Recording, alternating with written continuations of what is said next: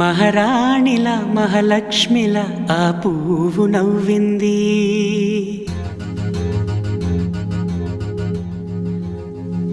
అలాగే నవ్వుతూ ఉండాలని,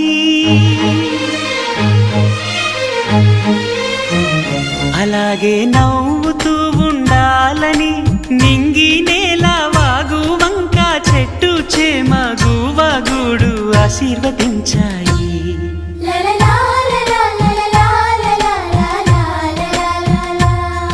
ఒక తోటలో ఒక కొమ్మలో ఒక పువ్వు పూసింది. మహారాణిల మహాలక్ష్మిల ఆ పువ్వు నవ్వింది.